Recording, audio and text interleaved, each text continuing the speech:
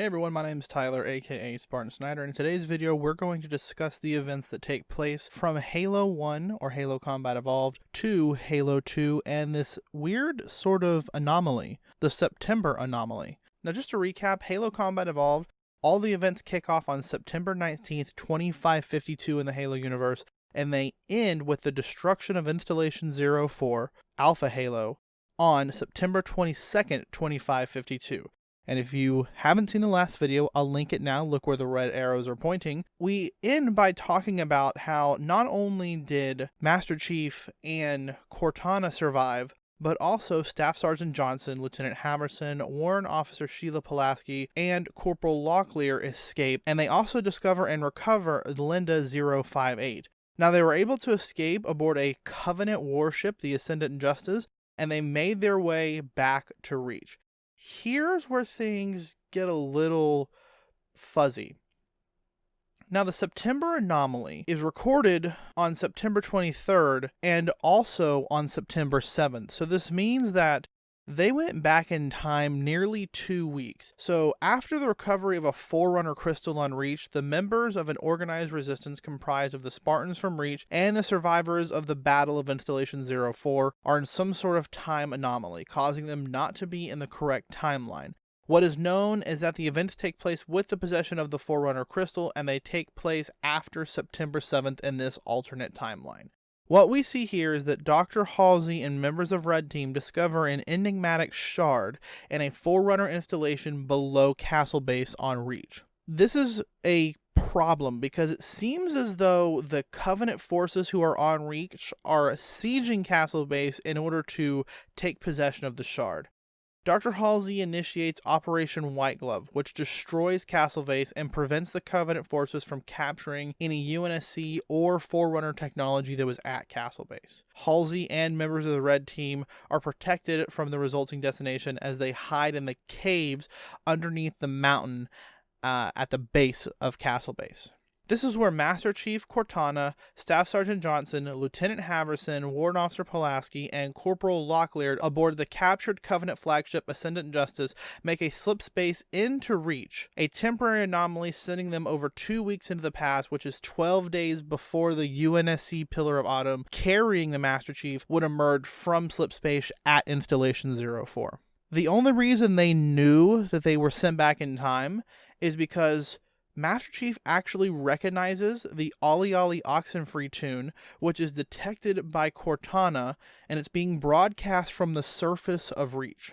This makes them aware of the surviving Spartans on Reach, and they enact an harrowing mission in order to rescue all of the survivors on Reach, and they do this by making an inter-atmospheric slip space jump, based on the knowledge that Cortana has gotten from Ascendant Justice.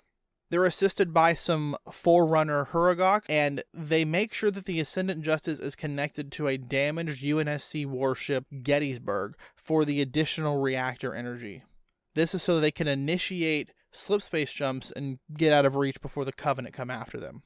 The remaining Spartans, with Admiral Whitcomb, Dr. Halsey, Staff Sergeant Johnson, Lieutenant Haverson, Warrant Officer Pulaski, and Corporal Locklear, jump to slip space aboard the Covenant human hybrid ship, the UNSC Gettysburg Ascendant Justice, and discover that the shard seems to have the ability to bend both space and time. The crystal forms a massive bubble around the ship within slip space, and a furious battle ensues inside the bubble with weapon guidance all but impossible. This is because the group and Sangheili were hidden on the ship, and they actually sabotaged the power conduits. Pulaski, Anton 044, and Lee 008 are flash vaporized along with the Sangheili when a large plasma drop splashes down on top of their position. Now, September 12th, this is 5 days after the events that happen on Reach, the Ascendant Justice Gettysburg's hybrid arrives for retrofit and provisioning at the United Rebel front base in the Eridan system. Vice Admiral Whitcomb secures a meeting with the rebel leader, Governor Jacob Giles, and attempts to reason with him that the Covenant would most likely claim the Forerunner crystal. When several Covenant warships emerge from slip space, Giles agrees to help the UNSC forces. Now, that's kind of unique because normally the rebels aren't going to work with the UNSC, but in this case, it's a fight for their lives, so It's pretty cool they decided to go ahead and work with the UNSC. This is where Dr. Halsey actually sedates Kelly 087 and leaves with her on the governor's personal ship. Before she goes, she gives the Forerunner crystal to Corporal Locklear and tells him to destroy it. Now, unfortunately for Corporal Locklear, he is successful in his mission and it kills him in the process. But nevertheless, the crystal is destroyed. However, the Covenant, they're not giving up, and they send a large Covenant fleet to attack the system. This is where Admiral Whitcomb decides to retreat, and he leaves with the Gettysburg Ascendant Justice hybrid and leaves the rebels to their doom. The rebels and the governor are killed by the Covenant, and the Covenant end up destroying the planet that they were on as well. A day later, September 13th, the UNSC forces aboard the Gettysburg Ascendant Justice win a crucial victory at the Battle of Unyielding Hierophant. Grace 093, Lieutenant Haverson, and Vice Admiral Whitcomb are all killed. The survivors now aboard a singular UNSC Gettysburg with a capture Covenant slipspace drive depart for Earth to warn of the impending Covenant invasion. This allows the UNSC to prepare Earth for an impending Covenant invasion, and that's where we pick up in Halo 2. Now, one thing that also should be mentioned here is that on October 8th, which is about 12 days before the events of Halo 2, Installation 03 Gamma Halo is actually discovered, and the UNSC is sent there to secure the ring. Also, at some point during the month of October, the UNSC Red Horse is sent to Installation 04 debris field in order to determine if there are any survivors and scout the area for any useful technology or information. What they did not expect to find was a prisoner ship. The prisoner ship Mona Lisa, to be exact, and they deploy Marines to the ship. They soon learn that the ship is infested with flood, but that was the intention of the ship. See, this prisoner ship was being used by the Office of Naval Intelligence, ONI, as a laboratory to test the parasite on prisoners. However, it appears as though the infestation escaped containment and ran rampant throughout the entire ship. This would have been a problem if the Red Horse had not shown up.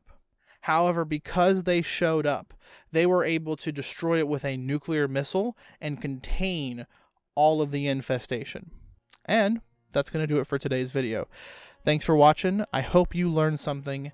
If you did, hit that like button, get subscribed, hit that bell icon so you know when I post new videos, and I hope to see you in next Thursday's video when we talk about the events of Halo 2 and Halo 3 ODST. Y'all take care, and I'll see you in the next one.